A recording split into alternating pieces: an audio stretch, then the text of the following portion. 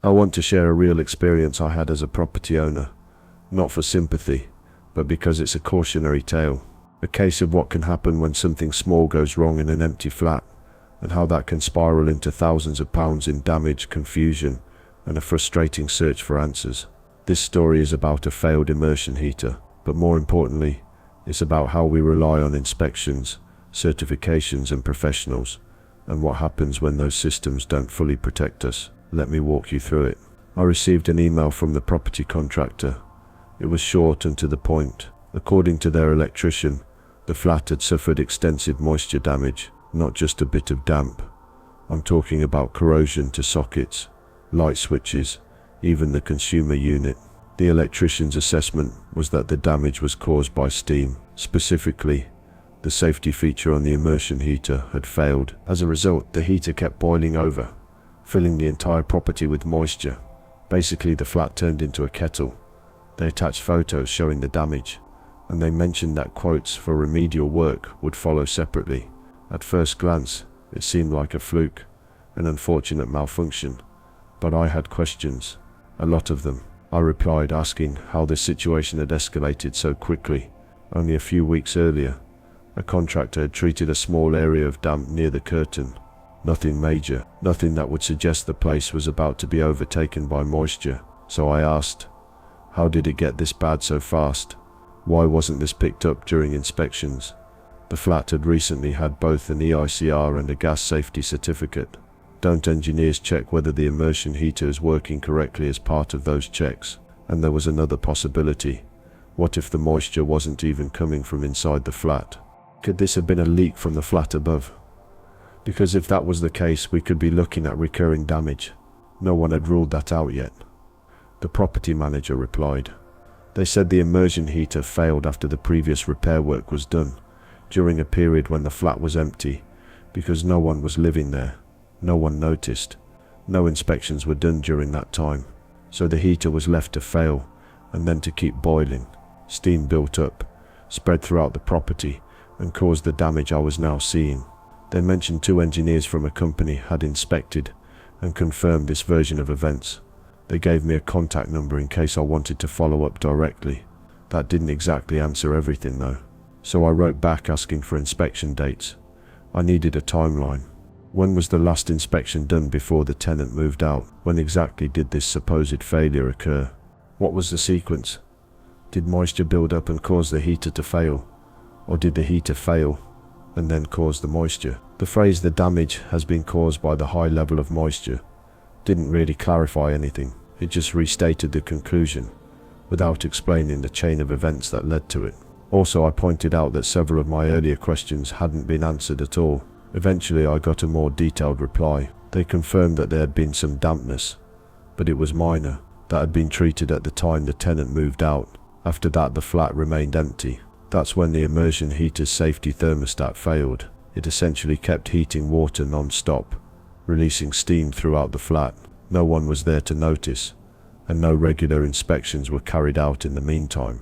That, they said, is what caused the extensive moisture damage, not an external leak or any prior damp issue.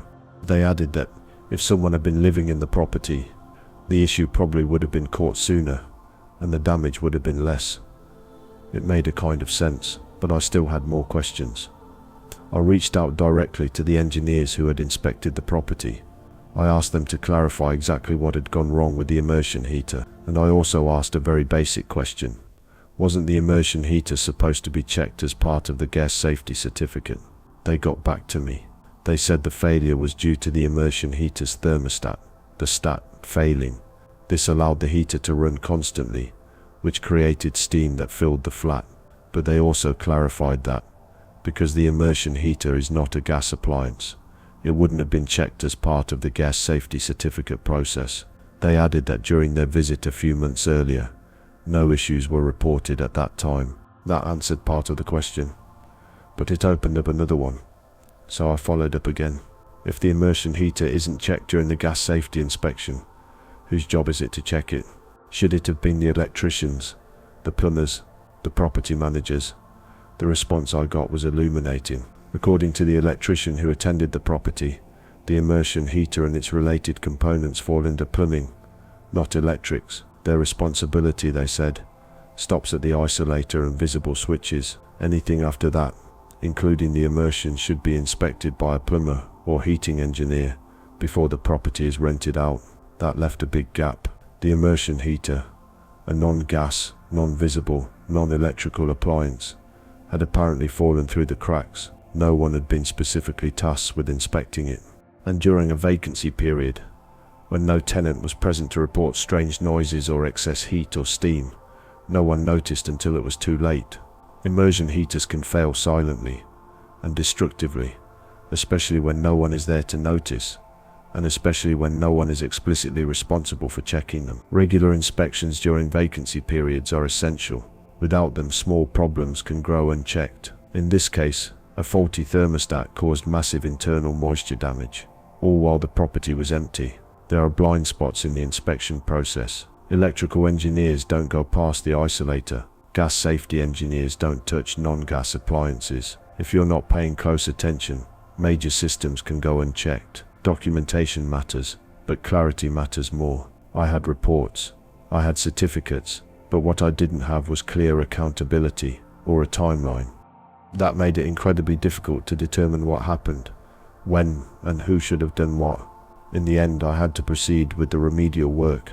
The damage was done. The costs of time, of repairs, of lost rental income are still being dealt with. But more than the financial aspect, what stuck with me was the disconnect between different roles, responsibilities, and assumptions. As property owners, we tend to think inspections are foolproof, that gas safety means everything is safe, that if someone signs off on electrics, it covers every wire and every switch, that if work was done recently, the flat is good to go. But this case showed me otherwise.